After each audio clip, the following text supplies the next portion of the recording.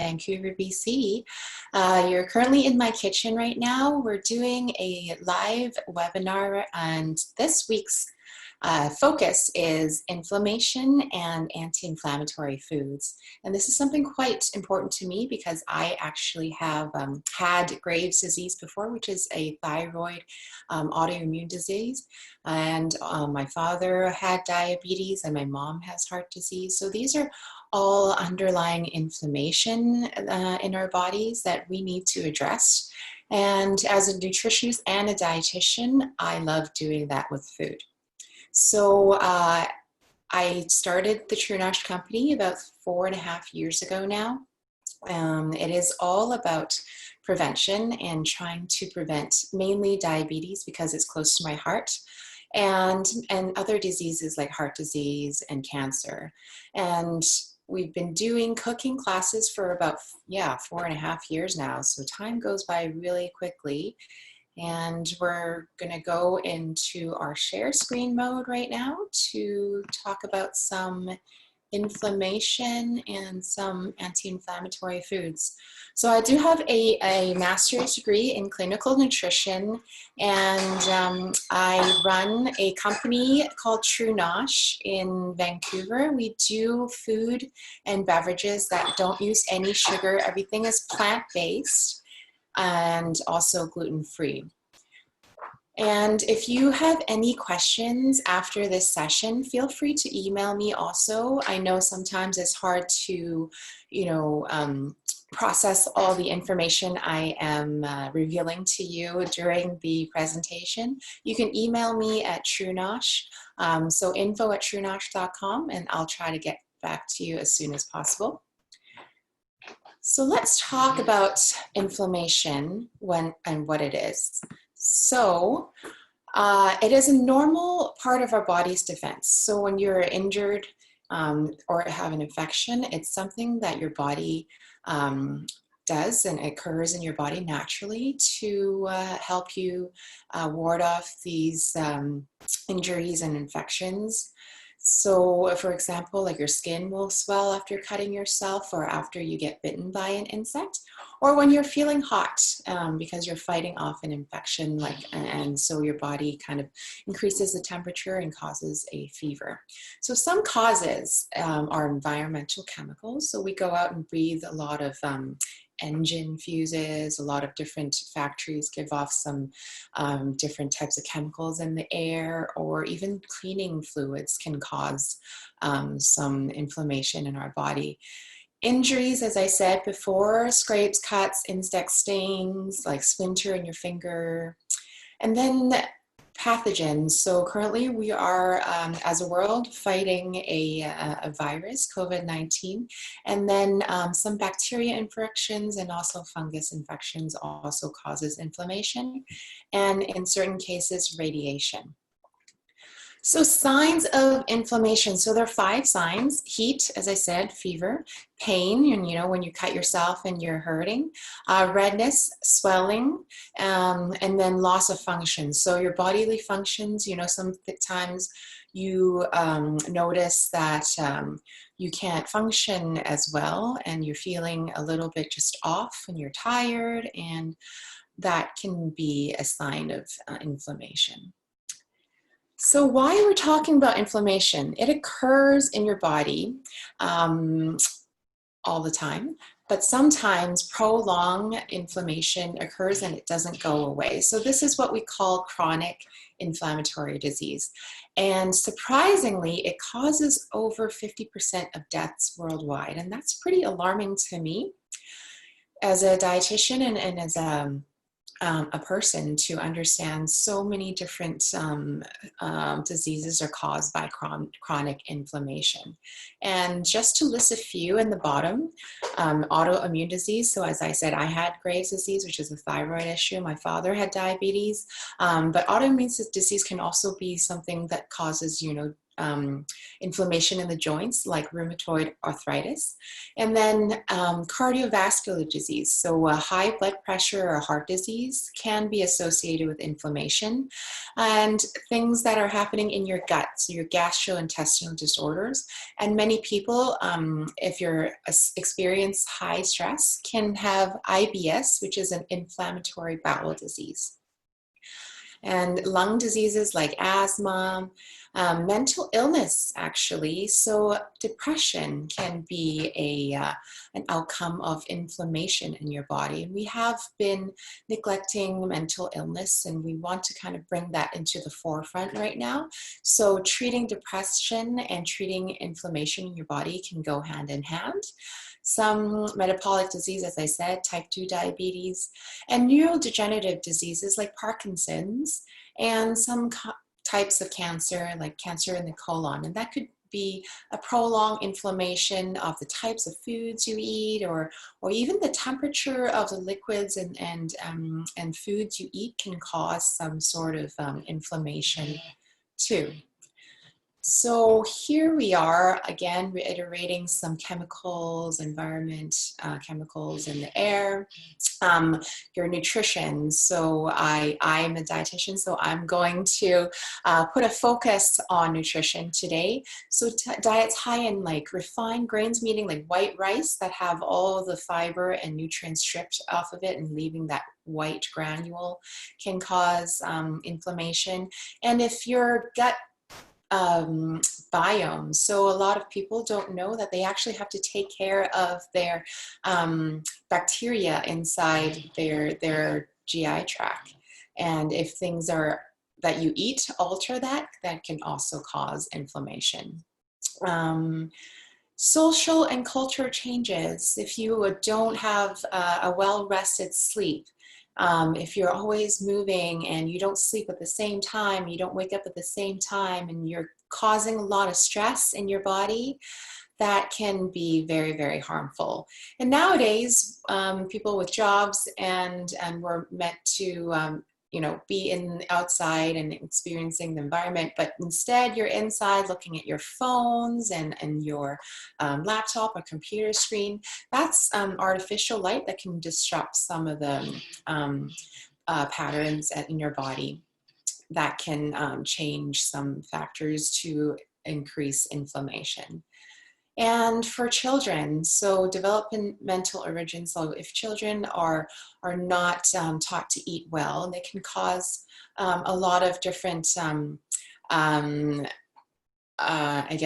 relationships with food, and childhood obesity is a major factor in the Western world, as well as psychological stress, right? So stress in your work life, in your personal life, everything adds up as well. And when you're a baby, it depends on, if you're fed breast milk or milk that doesn't have a good micro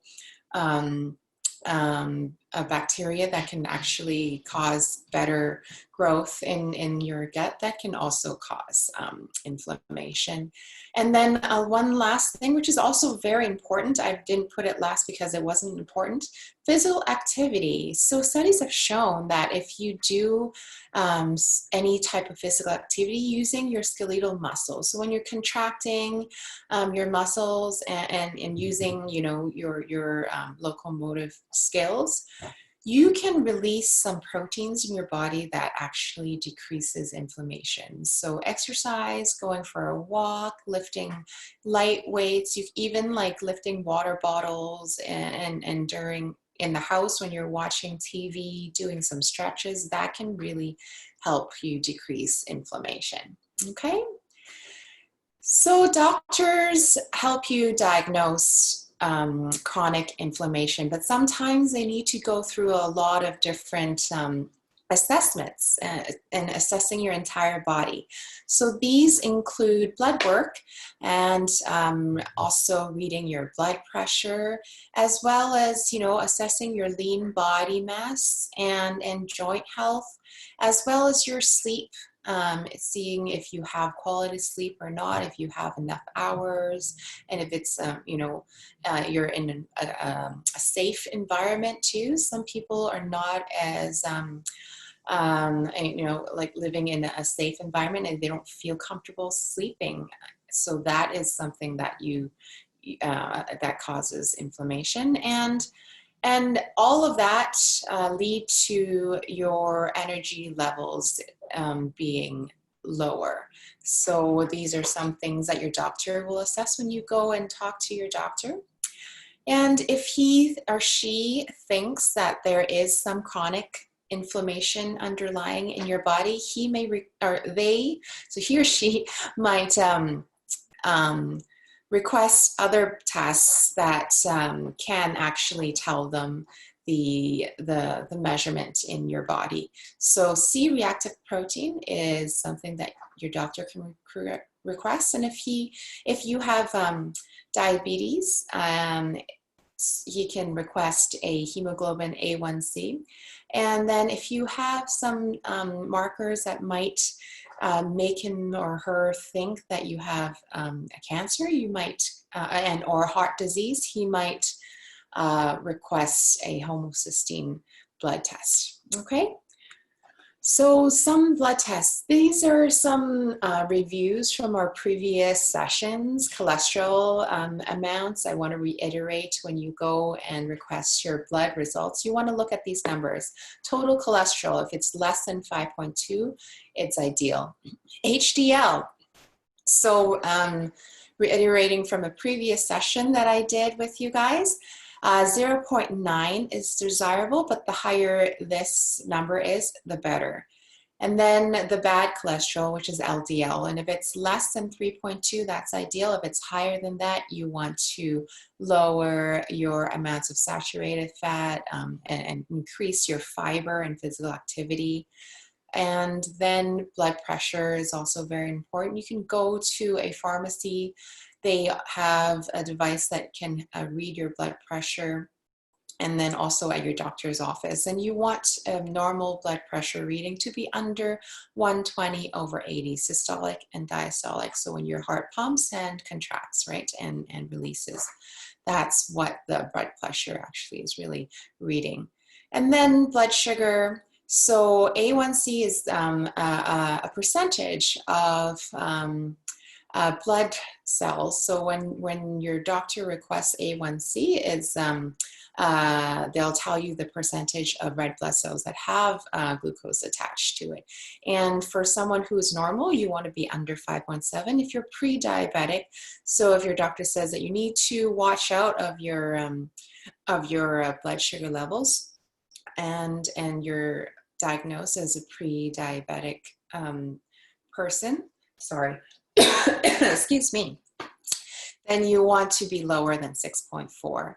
And then if you have a confirmed diagnosis of diabetes, being under 7 is always the ideal number to go for. And then once your doctor sees these preliminary blood results and he thinks that he needs to request other blood tests, and I said previously, C-reactive protein, some readings that are normal can be under 3 milligrams per liter, and then some tests actually that are high sensitivity CRP can detect levels below 10. And then this normal reference can be a little bit worrisome for different labs because they often have different reference ranges. So you need to assess with your doctor and see what these numbers are really, what they mean to yourself, and everyone's different, right? So what I'm asking here is, again, read your labels. We talked about the nutrition facts label about 3 or 4 times now, so I don't really need to show you what it looks like, but read your labels, look at the trans fats, look at the saturated fats, see if there's cholesterol, and see how much sugar there is in the package, as well as fiber. Fiber is important. The more fiber there is, the better the food is, in my opinion. And then maintaining a healthy weight, right? Everyone's weight is different, so you need to assess your BMI. Sometimes it's not the best indication of your weight. You really need to go see a dietitian or your doctor to really assess your body holistically. And if you're smoking, I really try to encourage you to stop smoking, and then managing your stress. So online, there's a lot of different classes to help you with, learning meditation, breathing exercises, even some yoga or Pilates can help you manage your stress. And even just talking with a friend or someone that you trust. And sometimes just talking it out really helps decrease the stress levels in your body. Okay, and then try to have fun with everything. So last week we did some spiraling of carrots and we added 2 noodles. That's always a lot of fun. You can, do that not just with carrots, but with zucchini and any vegetables that kind of resemble that. So even parsnips, right? So this is a slide that's very important for you. This is something that you might want to screenshot or, kind of understand the things that you want to avoid and then things that you want to include in your diet. So some of the foods that you want to avoid or limit are refined carbohydrates. And what that means is white rice, white bread, and then, really sugary pastries. And that is something that will definitely increase your inflammation in your body, as well as fries and fried foods. I mean, I know everybody loves a good crunch, so limit that. I'm not trying to tell you to avoid it, but eat it with other foods. So make sure if you're eating fries, you have a salad or roasted vegetables. And then try to avoid sugary drinks, so soda pop. Those are something that really can cause a spike in inflammation in your body. And then try to also limit red meats. Try to choose lower marbling and some meats like chicken breasts. That could be a better choice than a burger or a high fatty steak, right? And processed meats. So when you process meats, there's a lot of different preservatives and additives that are added from making sausages and hot dogs and ham. So you do want to lower the limit or lower the amount that you put in your body, and you don't really want to cook with that often, right? So you want to consider these as a treat and a novel item, and you don't want to eat them every day. So limit that to about 2 to 3 times a month, and that could be a factor to help you lower your inflammation. And choose healthy fats. So we talked about healthy fats in the cholesterol segment, so I highly urge that you review that session. It was a few Tuesdays ago, but that should be still on Kenetra's Facebook Live page. So margarine and shortening, those are high in trans fats, even though that they say that there's no trans fats, is because of the serving size. So the more you eat, the amount of trans fat actually increases. And the serving sizes will say 0 trans fats per serving is because that amount of serving doesn't actually reach the threshold that you need to have a labeled trans fat amount, right? And then lard. So that's not in a lot of foods, but sometimes people love it, especially in ethnic cooking. And I know for myself in Chinese food, that's also something that's used in restaurants. So you want to consider those types of fats, and you want to cut them out or avoid or limit those types of fats, and choose healthier fats like olive oil, grapeseed oil, like avocado, and fatty fishes. So that's going to lead us to my next point, anti-inflammatory foods. And there's so many. I just listed a few here, and I'm going to also teach you how to cook a few recipes after this webinar, and I hope you guys stay tuned and try to follow along if you want to. And after watching me, you can also go out and buy these items and try it yourself at home. So olive oil, a great healthy fat. And what you can do is use extra virgin olive oil to make sauces and salad dressings. Cooking them in high heat is not ideal, so higher heat cooking, you want to look for things with a higher smoke point, like avocado oil or grapeseed oil or safflower oil. Those are all very good cooking oils. Tomatoes, wonderful in lutein, really colorful. You can make a great sauce, also slice them up on salads. And then choosing your leafy greens. And I'm just listing a few here, but today I'm actually going to introduce you to a Chinese leafy green that I grew up eating. And then nuts and seeds. Well, there's so many things to choose from. Pumpkin seeds are great, and they're also high in zinc. Sesame have a really, really nice nutty, toasty flavor when you toast them. Flax seeds, high in omega-3s, and then walnuts also really high in fiber, and a lot of different vitamins and minerals in walnuts as well. Fatty fishes. I remember teaching you guys how to make a homemade mayonnaise, and we use sardines to make a really nice dip or spread, and choose things like salmon, mackerel. Tuna might not be as sustainable, but that's also a fatty fish that I just included in there. But you know, you always want to look for things that you can get easily in the grocery store without, you know, going too much out of the way, because a lot of times it's really about convenience. And if that's the only choices that you have, then you want to choose the best choice, right?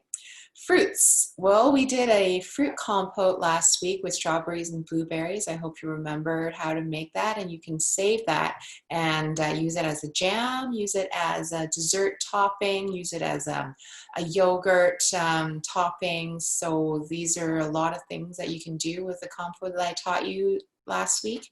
And cherries and oranges also are great. Cherries have a beautiful red color. Those are good and antioxidants, and oranges have vitamin C. So citrus fruits, not just oranges, you can do. So you can pick like grapefruit. That's also a good option. And then I need to reiterate using spices instead of sodium or salt, right? And today we'll teach you how to use turmeric in a different way, so stay tuned. Cinnamon is great, and ginger are also anti-inflammatory spices. All right, so steps you can take. Again, adapt a balanced diet. Don't just focus on one ingredient. It is about having a variety of different types of foods in your cooking, as well as if you're eating out. Choose a lot of different colors and different options. Adapt a healthy lifestyle. So I'm asking you to go on a walk at least 3 or 4 times a week, and maybe lift some light weights. 3 pounds is, you know, something that you can do without too much work. You don't have to go out and buy actual weights. You can find a heavier water bottle or a pan even to lift weights with. And then a healthy sleep schedule too. So I can't reiterate enough. Sleeping is very important to decrease your stress, and as well as decreasing your inflammation. And then prevention is key. So that's the whole reason why I started my company, is to help prevent diseases. So check out different sources like Health Canada is a great website and resources. The Heart and Stroke Foundation, also Diabetes Canada. So a lot of organizations in Canada as well as around the world have these information to tell you how to prevent diseases, and I urge you to go read up on it and to learn how you can adapt a healthier lifestyle. Okay, and then lastly, again, reiterating this slide that I have at almost every webinar that I have. It is not one nutrient that you really need to concern yourself with. It is about your overall diet, and that is what will make the biggest difference to your health. And then an example is something with low fat can be labeled front and center, but you need to turn the package around and understand the ingredients, what's in it, what refined carbohydrates or calories, how many calories per serving, and how's the sodium content, right? So something low fat doesn't mean that it's also low in carbs and sugar, right? So you actually have to dig deeper to understand the product that you're buying. Okay, So we are done with the informational session today, and then we're going to go back to my kitchen and we are gonna do some cooking. So are there any questions, Karina, yet about my presentation? Currently, there hasn't been any comments on Facebook yet, but for anyone that is watching, this is a great time for you to ask clarification questions or anything that you might be interested in or concerned about for Rénee to answer. And if you're watching the recorded version from a later time, you can also leave feedback or just little comments or your experience in the comment section, and we or Rénee would be able to respond as soon as possible. Yes. Okay, so let's start doing some cooking and preparing some yummy food. So today we have 3 short recipes that I'm going to teach. We're going to start off with golden milk. I don't know if you guys heard of golden milk, but it's something very popular in a lot of healthy smoothie places, as well as some natural restaurants. And I've seen it at in packaged form in a grocery store lately, and I wanted to share with you how easy it is to make the golden milk. And really what it is some turmeric. Okay, so turmeric is a tuber, just like the same as ginger, and it grows actually sideways. It doesn't go underground, but it actually kind of goes on top of the soil, and that's why ginger and turmeric is not so dirty as a potato or a beet, because they don't have to actually pull it out from the roots. These are found in powder form like I have here, or you can actually find them in a fresh form, and both will work really well in a golden milk. So what you would need to do is find yourself a blender. I have a handheld blender over here, and you can put it in a Vitamix or a Magic Bullet, or even just whisk it, because if you have powdered turmeric, it's a lot easier. And what I have here is a oat milk. You can use coconut milk, you can use regular milk, you can use almond milk. It's really up to you what milk you like to drink. You put in your coffee, eat it with granola or cereal. You choose your own milk, right? And it's important to have a little bit of fat in the milk to increase the bioavailability of the turmeric.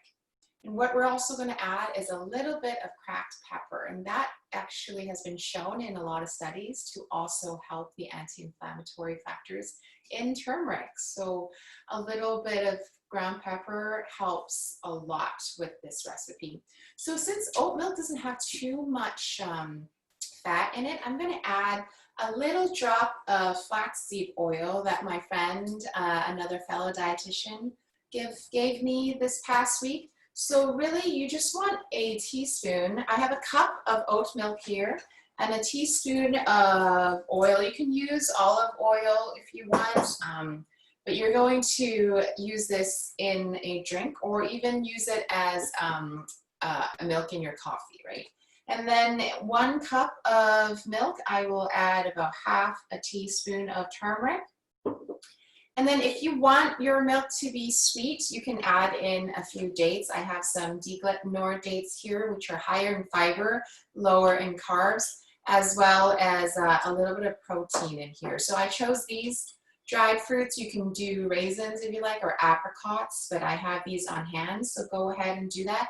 Or if you have some fruits like pear or apple, go ahead and blend that in and make it into a smoothie. That would be very lovely to drink after you do some physical activity. So I'm going to go ahead and add 2 dates in here.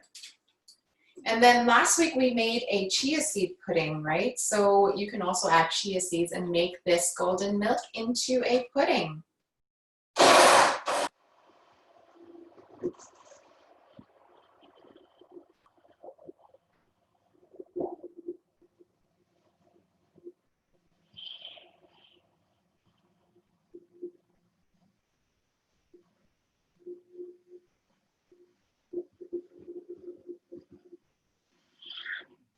right, so once all the dates have been blended in, you can add a little bit of cracked pepper. So you can just add it directly to the milk, and it doesn't have to be a lot. It could just be 2 or 3 rounds of grounding, and that's perfectly enough. So one last time, I'm gonna, once the cracked pepper is in, I like my yellow milk to be a little bit more yellow or golden milk, so I'm gonna add just another 1/4 teaspoon of turmeric to make it more yellow. So if you're wearing white, it does stain your clothing, but it definitely wash off.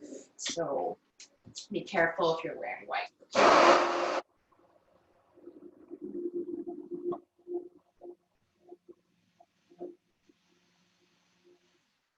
Okay, so that is done for the golden milk, and then you can put this in the fridge for 2 or 3 days and use it in your coffee, use it in your cereal, drink it, put it in your smoothies.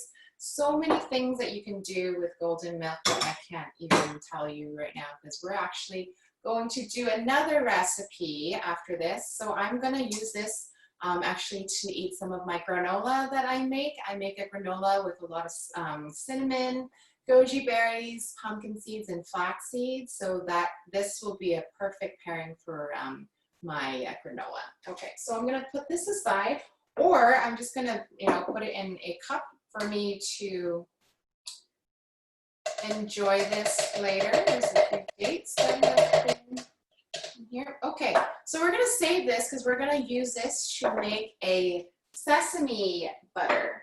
So I have a piece of toast because I'm ready to munch after this show is over. And what I've done is I have toasted, before I talk to you guys, before my webinar, some black sesame. So what I do, I buy some black sesame in bulk and I put it in a jar. And I always want to buy sesame or even any grains raw, because you can actually store them a little bit longer in your pantry in the cooler area. You don't want to store any grains in a warm area because there's actually oils inside sesame, or flax seeds, or any type of seeds for reference.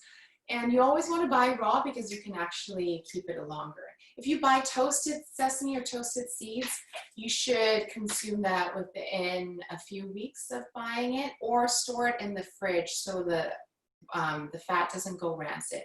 Make sure you smell it before you start using it. You'll know when it doesn't smell right. It just smells kind of plasticky, and you'll know the fat in the grains have gotten bad, and you don't want to eat that if you smell that the fat has gone rancid, okay? So what I've done, I put about 1/2 cup of sesame in the toaster oven, and I toasted it just like I would toast for about 5 minutes. And you'll smell a really nice, nutty, toasty flavor coming out of your oven, and then you're gonna stop it. And it makes your whole kitchen smell wonderful. So let it cool, okay? And then what you wanna do is put it in a blender or a food processor like what I have here. I'm gonna use the same thing as I used for the golden milk because I love the flavor. Oops. And then try to get all the sesame inside, okay?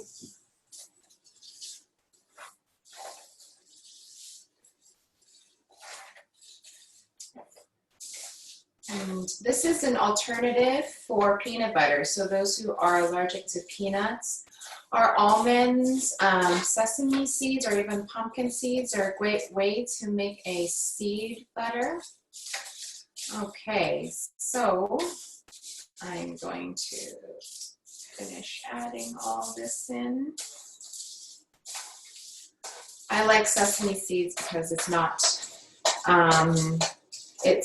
too much to store, and I just love the aroma of sesame seeds. Okay, so I got it a little bit on my table. I'm just going to get all the good stuff back into my jar.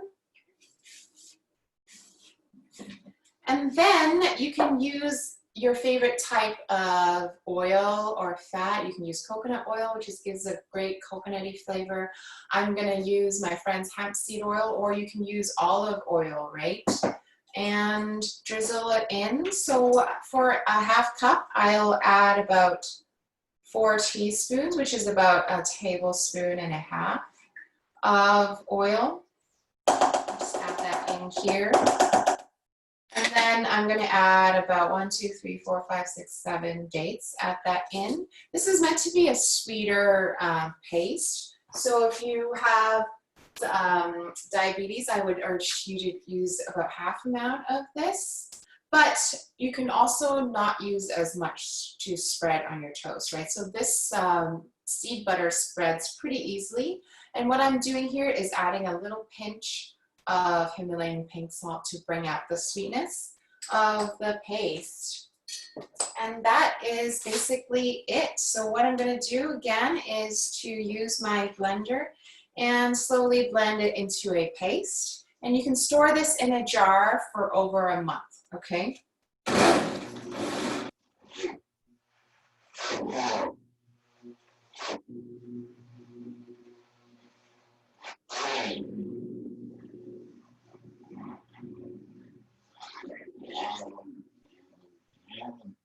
I can smell the sesame breaking up, and it smells really, really good.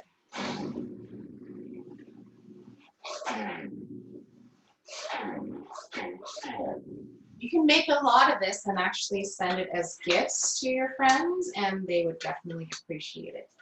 So a handheld blender, I have to scrape off the sides.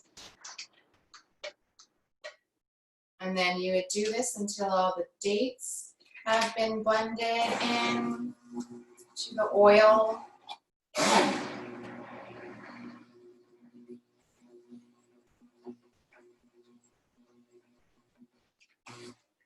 Okay, so it's going to turn into a paste really quickly, and some of it might have got stuck into the blade, so just carefully get that off.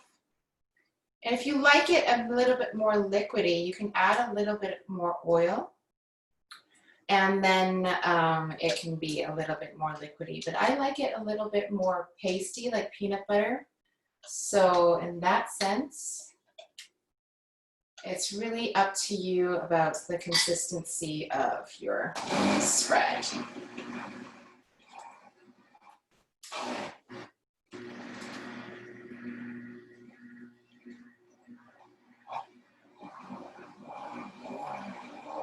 There we go. Okay, so I am done with this nut, or not nut, but seed spread. So you don't actually have to use sesame seeds if you don't like it. You can use walnuts or pumpkin seeds to make their different types of seed butter too. All right, so this is done, and then you can store it in a jar for about a month in your fridge. And whenever you are getting a piece of toast, you can also put it in a smoothie. You can use this as a spread anytime. Okay, so I have a nice piece of toast here, and I'm just going to use this as a spread right now. And then you can enjoy it with a nice cup of tea or coffee. And this would also give you some protein and some fiber. So here you go with your toast and your sesame butter. And I actually use this as a sweet filling in my mochi balls. Some of you might have seen my own Facebook Live class a few weeks ago. I did a green tea mochi. And then lastly, we're going to talk to you about some leafy greens that I want to introduce you to. These are called gailan, or Chinese broccoli, or Chinese kale, sorry. It is similar to broccoli, okay? And you can buy them very easily, even at the larger chain grocery stores. They have this type of veggies. And it is actually locally grown in BC. I got these from a friend of mine from Esther. And, you know, they're also available in organic forms. So I'm just gonna get all of them together and then just cut off the tops, or not the tops, the bottoms. And I've already washed this under water and made sure that it was clean. And I'm just gonna slice the bottoms off and discard them. And then what you want to do is just to rip off some of these stems to make it easier to cook. And that's it. You can cut up some ginger and garlic. What you can also just saute it with your favorite type of oil. I have some grapeseed oil, and if they're really thick, you can cut them in half to make it thinner. And you can saute these like you would saute kale or Swiss chard or spinach, okay? And these don't wilt so much, so you'll still have a little bit of body. Oh, actually, this is a flaxseed oil from Aliga that you can actually use to cook, because it says it has quite a high smoke point at about 250 Celsius or 480 Fahrenheit. So that's pretty high. So what I'm gonna do is to heat up my pan and then drizzle a little bit of oil on there. That was about a tablespoon worth. And I'm not going to season it because I actually made a vegan oyster sauce that I'm just going to drizzle on top of the veggies after it's cooked. So you don't really need to add any salt. I don't have any salt in my sauce. But there's got a lot of different flavors. I use black garlic and kelp and mushrooms. So go ahead and take a look at my website.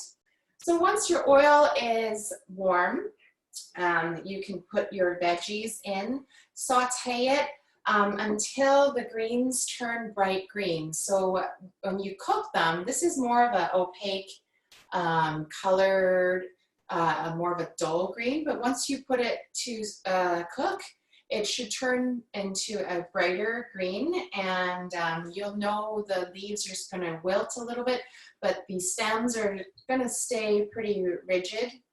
But once the leaves sort of curl up, then you'll know it's ready to be taken off the heat, and then you can drizzle a little bit of sauce of your choice, okay?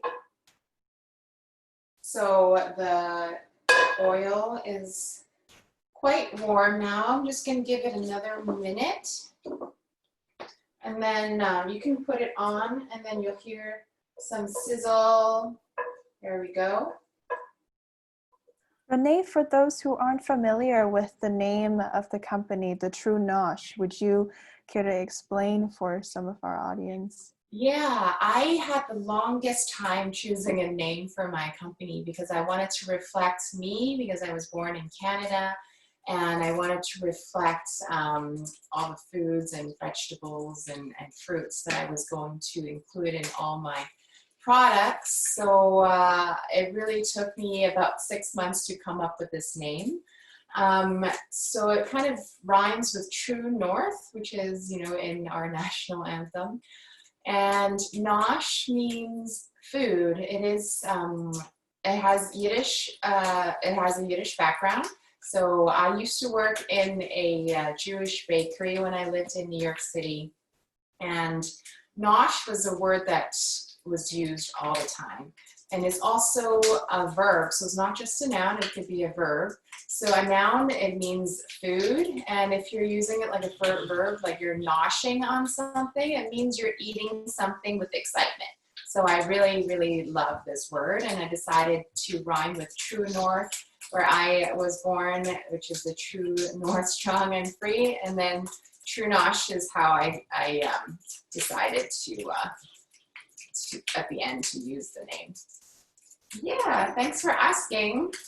A lot of people ask me why also, so that's awesome. Okay, so I can hear the sizzling, so I'm just gonna move the vegetables around.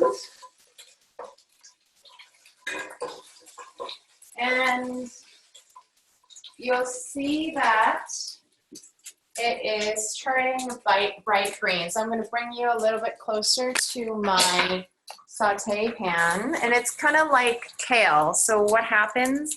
It turns bright green. This leaf is still not wilted enough, so you want to continue to stir it. It only takes about 5 minutes to completely cook this vegetable. It is very crunchy, very, I guess, also a good with as a side dish for if you're cooking fish or poultry or any other meats is also a good pairing, and even fish. Okay. All right. So after all the leaves have been wilted, I'm gonna prepare a plate, and you can go choose your own sauce. Make sure it doesn't have too much salt or sugar, and then you can drizzle it on top of the vegetables after I plate them.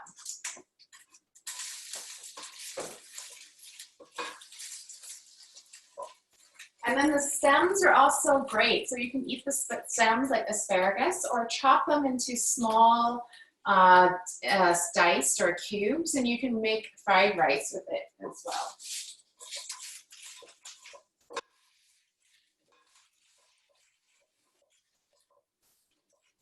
Okay, so I'm going to turn off the heat, and then we're going to put it on a small plate because it's one portion for myself. And I didn't even need to season it. The sauce that I'm using has a lot of flavor. And then you can just serve it with a little bit of sauce.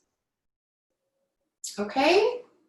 So I'm just trying to teach you guys or share with you a vegetable that I grew up eating when at home, and this really reminds me of home. So gailan is the term for it, or Chinese broccoli sometimes it's called, or Chinese kale as well, but it's got a lot of fiber, it's got a lot of really good vitamin K, also great as the anti-inflammatory food. Okay, so I hope you guys enjoyed today's presentation. I'm going to go and enjoy my golden milk, so cheers, and then have it with a piece of toast paired with my sauteed gailan. And that is my presentation for this week. And if anybody has questions, you can type it in the chat or comment. And if you guys think of any more questions after the fact, I can also answer those emails to info@truenosh.com. All right. And Korea.